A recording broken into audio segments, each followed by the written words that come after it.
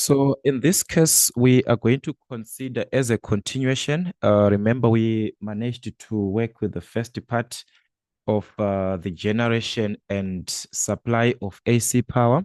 So we need to actually consider again the part two of it, which is working with the medium transmission lines. So it is very, very important. We know the difference from our N5. Remember, we actually dealt with the short transmission. In N5, we had the short transmission lines, if we still remember this part. So the issue is still the same thing, working with the voltage regulation and also to understand the calculation of the efficiency.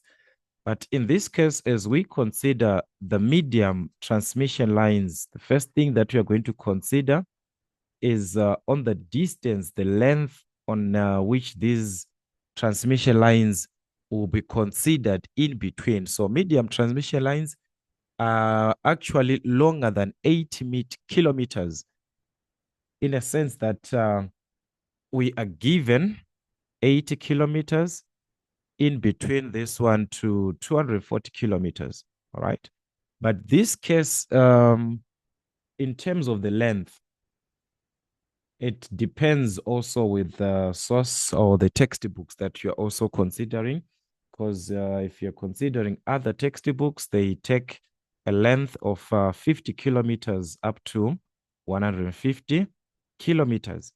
All right. So that one depends, but just know that there we are dealing with a bigger length to be considered in between the transmission lines. So when we are given considerations of the medium transmission, we must understand that this time the capacitance is considered, the effect of the capacitance when working with medium transmission lines, the effects of capacitance to the neutral. Remember, in the case of the capacitance part, when we dealt with N5, we neglected that part. We're saying the issue of the capacitance, we're just going to take that as what? As a value that can be neglected, that can be ignored. But in our case of the medium transmission line, we must be very careful that the effects of capacitance to the neutral, all right, so the effects of capacitance, that is the capacitance to the neutral, is very, very important. The effect becomes, or they become significant, which is what? Which is important. So that is what we are supposed to consider there. We must consider that part as it is important, meaning to say it must be taken into consideration.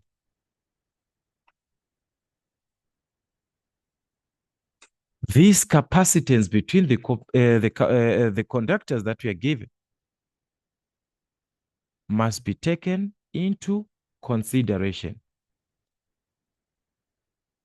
So we must be very careful about what? The capacitance to the neutral. That's one thing that we must get into consideration as part of our N6. And as we do understand, guys, nothing has changed from the formulas that we had. The voltage regulation. So I'm just going to quickly go through what is important for our N6. Remember, we referred to the voltage regulation as the rise or fall in the receiving end voltage when full load is switched off, provided that the sending end remains constant. And we say that we can calculate the percentage voltage regulation, which is equivalent to the sending end voltage that we have from the, which is the phase value. So we're talking about what? the phase value, the P, representing what? The phase value, minus on the receiving side, we also consider the phase value over the receiving voltage. So this is what we must consider. Knowing that we are dealing with what? The sending end voltage per phase. The sending end voltage per what? Per phase. It is supposed to be a three-phase, a phase value. As we consider three-phase calculations, we deal or we work with what? Phase values. That is supposed to be known or to be taken into consideration as part of the golden rule. Always we deal with what? Phase values. We also consider of the receiving end. So here we have got the receiving end voltage per what? Per phase, which is the same as this one. So that is for the voltage regulation. That's what is important. And also the calculation of the efficiency. So we also have to consider the efficiency in this case of the transmission line of a transmission line.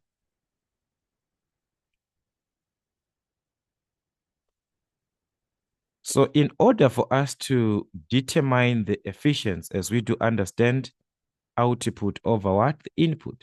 So in this case, as a percentage efficiency, we are going to use, in this case, remember the consideration from the sending to the what?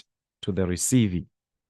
So it's sending, receiving. So what is on the receiving is your output from sending to. So what is on the receiving is our output over the what? The sending side.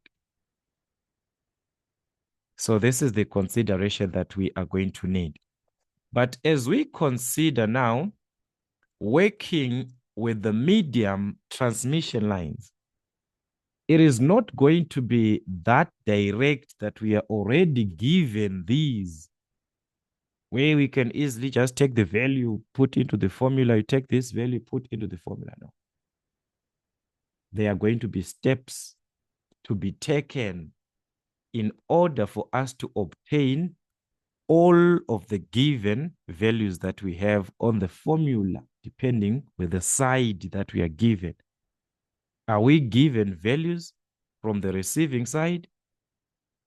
Are we given values from the sending side? So when we are given values from the sending, we must determine values of the receiving side as they are needed on the formula. Which is also the same case. If we are given those values of the receiving side, we must determine the values of the sending side as they are needed on our formula. So those are the steps that we must take into or put into consideration, depending with the method that we are going to have as part of our N6. So we have got two methods that we are going to consider. And in this case, we are going to consider the nominal T method, which is important for us to know the steps that are to be taken into consideration as we are dealing with these methods. So that is the most important part. As we can see here, there are actually two methods used to solve medium transmission lines problems. Calculations of what? Percentage, that voltage regulation, percentage efficiency, and other calculations depending with how the questions are being asked or given from the questions that you're given. So as part of the methods, we have got the nominal T method and also the nominal pi method. So in this case, like I said, we are going to be focusing with what? With the nominal T method, which is important as basics for us to understand as we are working with the basics of our calculations. So the T method, we are supposed to have the shape of a T. the shape is supposed to be a T shape, right? That is simply producing what? A T shape, as we are given in this figure here. So the presentation also can differ with the textbook that you're using. So always, guys, remember, we are working with what? 3-phase. So we deal, or we have to make our calculations using phase values. So that is the presentation of the P that we are seeing for the what? For the phase values. All right. So that is what you're going to have in this case from the given information. Make sure that you have the diagram in this form, where we have got this sending side and we've got what? The receiving side. So it is just like input and what? And output. That is the consideration. So we have got the phase voltage on the sending side. We have got the phase current. Then here we've got the phase resistance over 2. We must divide it by 2. The same thing, the resist is the one that we are seeing here. These are same values, same thing here. The same thing on the inductance. We have to divide it by 2. The same thing that is here. We have got same values there. This is the same inductance. So in actual sense, the impedance across these 2 points A and B, the impedance of these two, between these 2 points A and B, is actually the same as the impedance between B and C, because we've got same resistance, same inductive reactance. The impedance across these 2 points B and C is the same as that one between what? A and B. And we do understand this, guys. We are dealing with a condition where we have got a resistor and an inductor. Where we are given a resistor and an inductor, we do understand that impedance is equal to R plus JXL. Inductive, we add. If it is capacitive, Z is equal to R minus JXC. Remember from our N4. So meaning to say, as we are to consider the impedance across A and B, which we said it is the same thing as the impedance across the points B and C. And we have got a resistor and an inductor. So that is going to be R plus JXL. Where the R that we are talking about is the resistance that we are given. There's RP total over 2. So we're going to consider as it is RP total over 2, the X that we consider that as it is, divide by 2. Then the part of the capacitive, which is to the neutral, we only have a capacitor, the purely capacitive, meaning to say we do not have resistance. So that's 0 minus JXC. And remember, guys, conversion from rectangular to polar form, as we had in N4, and vice versa. So that is what you're going to have there. And also do not forget, because sometimes you're given inductive values. Calculation of what? Inductive reactance, 2 pi FL. If it is capacitive, XC, which is equivalent to 1 over 2 pi FC. All that, guys, as we had it from our N4. So that is what you're going to have.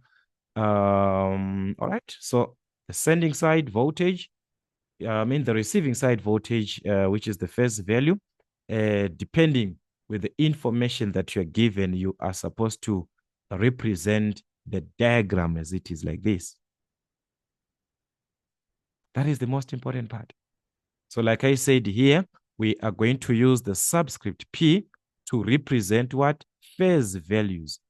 But also be aware as an individual that many of the others or examiners, they take it for granted that when working with phase values, that we are working with phase values in this case. So they just use as it is. If it is this sending side voltage, they just write VS. The sending current, they just write IS. So yes, they write it that way, but you as an individual know what is it that they are trying to represent there.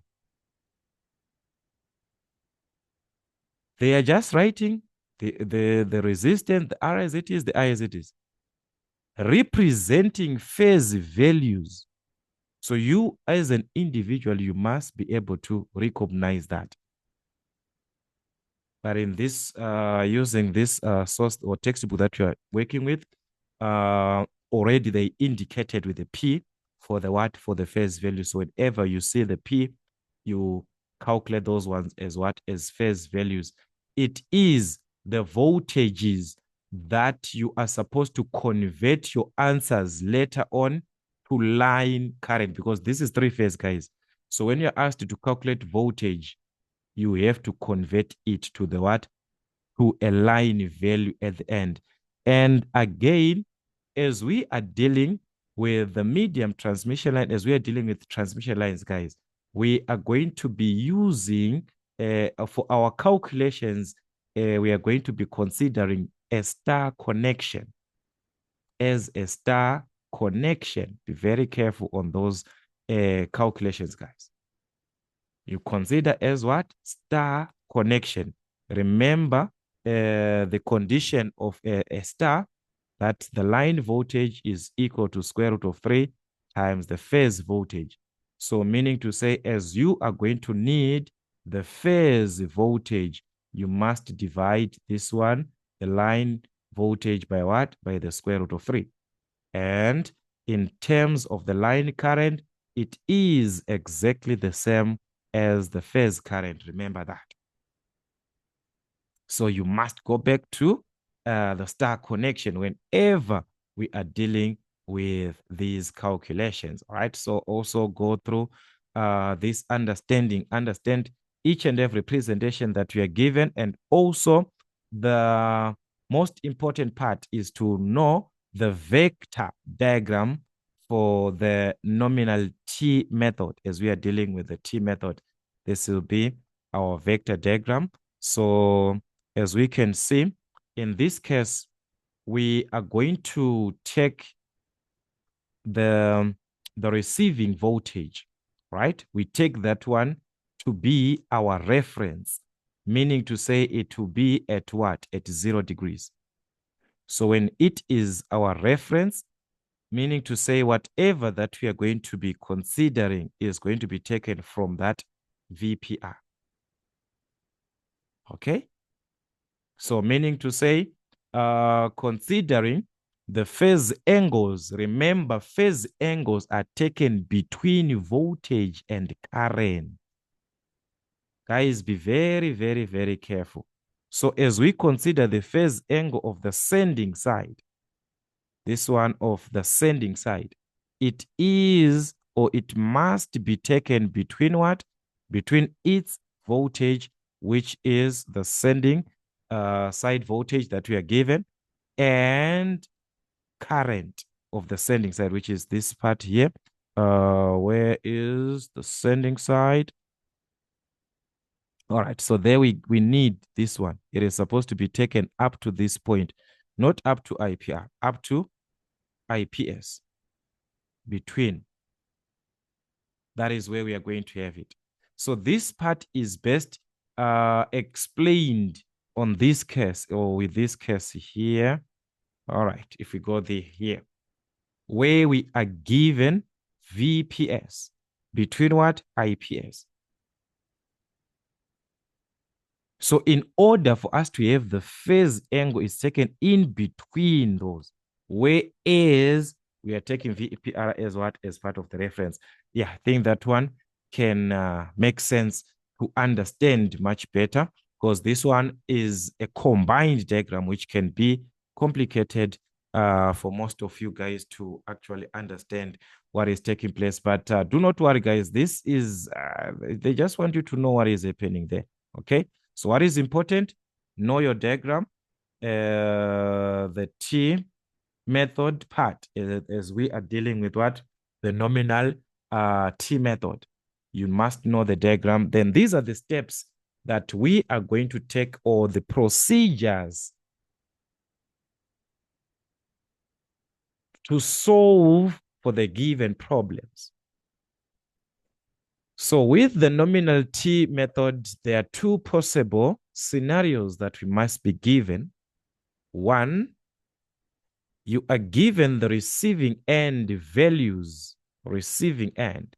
And what are you going to be asked to calculate? You will be asked to determine the sending end values. I talked about that before. And also this one where you are given the sending end, then you must determine the receiving end. Also talked about that.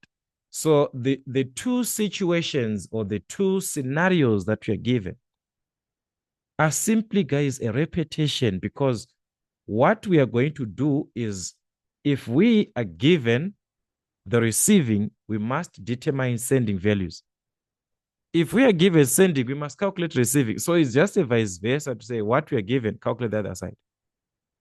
That is it. So these are the steps that you must put into consideration. We're going to look into that one with an example in our next class. Like I said, take as star connection as we are working with our medium transmission lines in calculations. So the first scenario, follow the steps below if you are given receiving end values and asked to determine sending end values. Note that you are given the smaller voltage in this consideration. When we are given receiving end, the voltage will be smaller and asked to determine the bigger voltage. All right. So we are going to see that, guys. Draw and fully label the circuit diagram as we had in this previous presentation. As it is, you must present the circuit diagram as clearly as it is.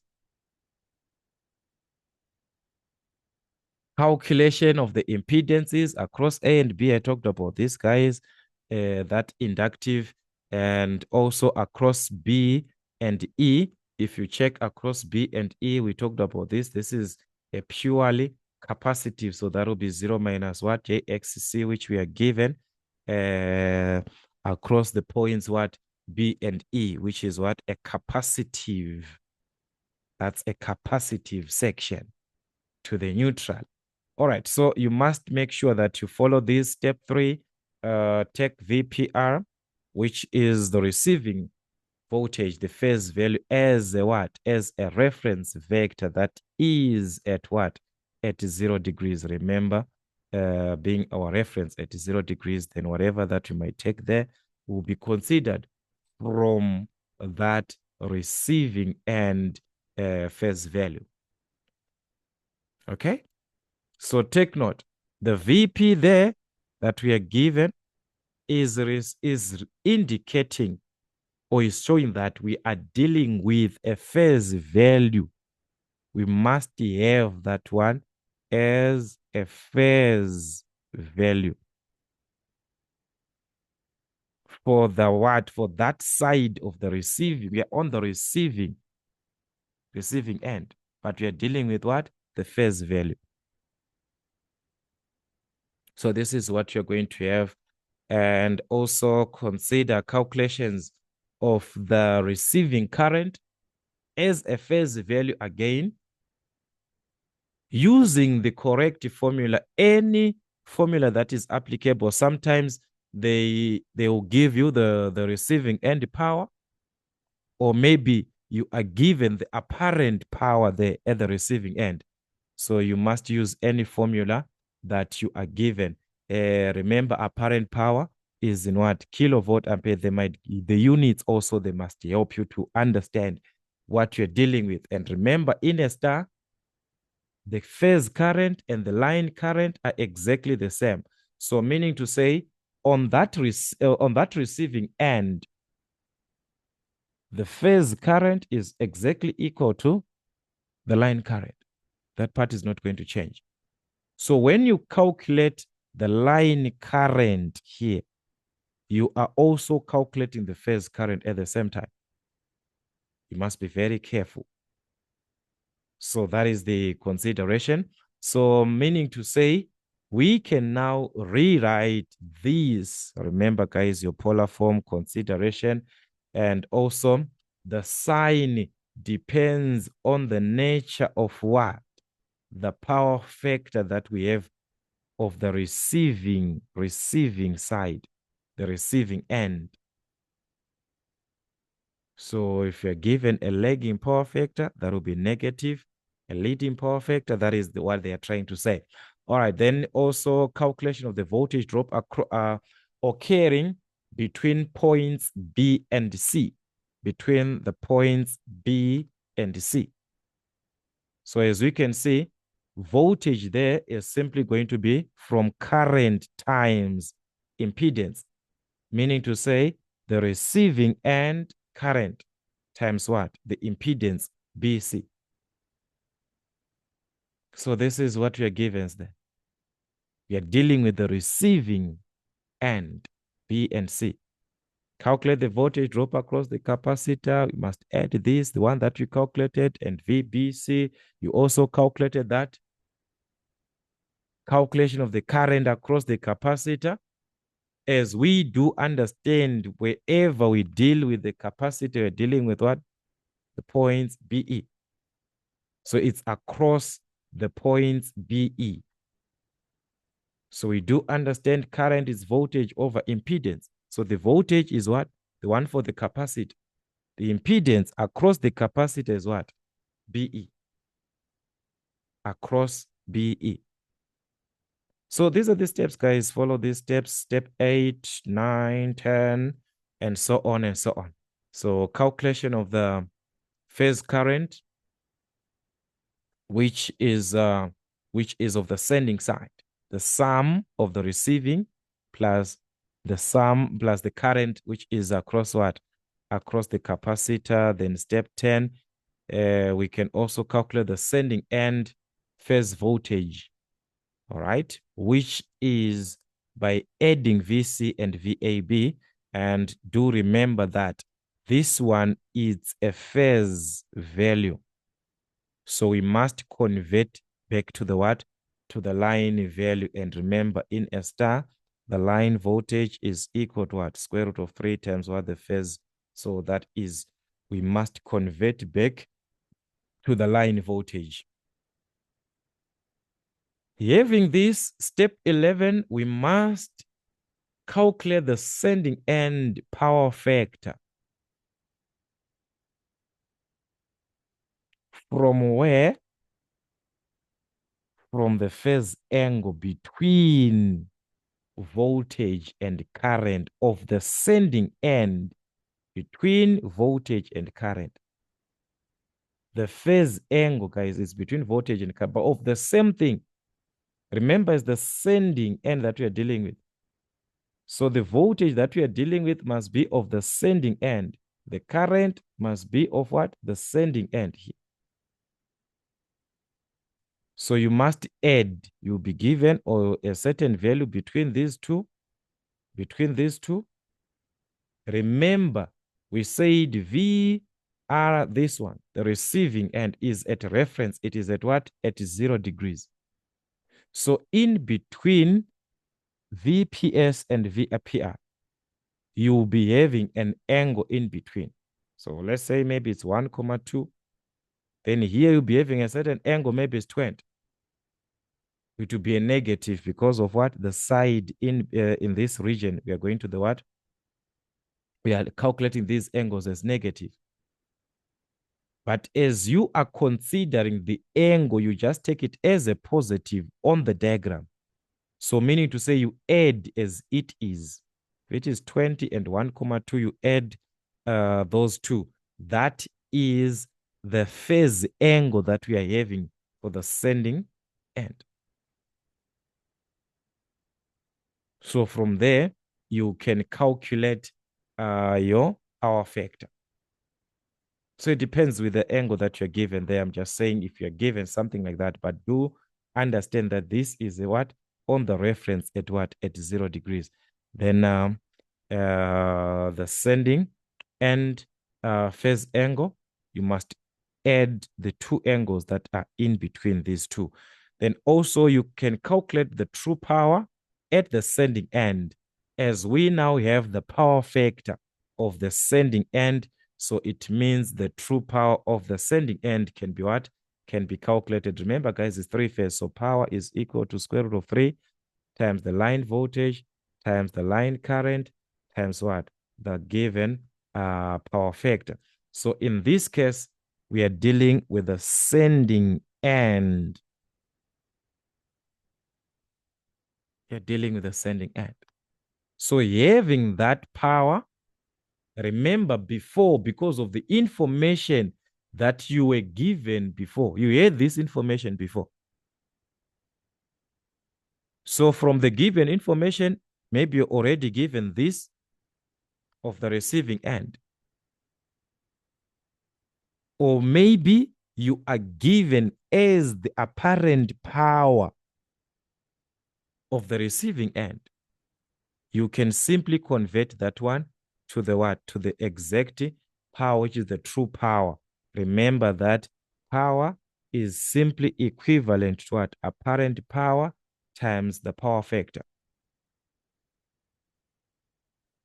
So meaning to say the true power from the apparent power can be determined if you are not given the true power at that point. But if you are given that true power at the receiving end, you calculated the true power here for the sending end, so efficiency can be calculated. And do not forget the calculations of what? The voltage regulation. We talked about the formula. So these are the steps that you must put into consideration. And as a vice versa, you are going to be given the scenario 2, where now you are given sending end values and you're asked to determine receiving end. So it is just a repetition of what we had, just that the way that we are following, but it is just one and the same thing. So I want you to go through these steps and see the effects of one or two that we are going to have at the end, and also your diagram, because this time we are dealing with the receiving end. So meaning to say, as we are going to calculate the power factor, we are going to need the phase angle, which is considered between the voltage of the receiving and the current of the receiving. So when we are dealing, or when we are making calculations that are on the receiving end, it means, and that for that idea, we are going to take our VPS, the sending end, as our reference. It will be the one at what? At 0 degrees, which is a vice versa to what we had before. When we were calculating for the sending end, we had to make the receiving end the reference. So this is what we are going to have on the other hand. And meaning to say, with that phase angle, we can calculate the power on the receiving end, because we have the what? The power factor. Depending with the information that you're given, efficiency can be what? Can be calculated from there. So as you can see, it's just a repetition, these steps. So I want you guys to go through each and every step, then try to attempt as many questions as you can, not forgetting conversions, like I said, from polar to rectangular form, and also a vice versa from rectangular form to polar form. As we do understand, whenever we are dealing with a division, it is best for us to have our calculations in what? In polar form. Where there is a subtraction, addition, it is best for us to have our answers in what? In rectangular form, to add or to subtract in rectangular form. Multiplication, polar form. Multiplication, division, guys. Addition, subtraction. Where there's addition and subtraction, what? Rectangular form. It's easier for you to add in rectangular form. So that is why you must try by all means. Each part that you have got IC as 20 at an angle of 30 degrees. Convert that same IC, put it to a rectangular form also. You have two answers. so that where addition is needed, you just take what is needed for addition in rectangular form. Where multiplication or division is needed, you just take that one which is in what? In polar form. As we had in our end for the understanding of polar form. So that is the basic part. So in our next class, we are going to try by all means have a typical example, try to apply the information that we are having or that we just had, the steps, all the steps that we have been having. I'm just gonna try to show you guys how to use those steps to answer the questions, because in exam you won't be given all these as part of your calculations, guys. Remember, our formula sheet is not yet updated, so we do not know. Maybe if it is later on updated, we might have all these in our formula sheet, like just like the formulas or just basic steps that must be taken. But anyways, this is what you're going to need. So do revise as many questions as you can.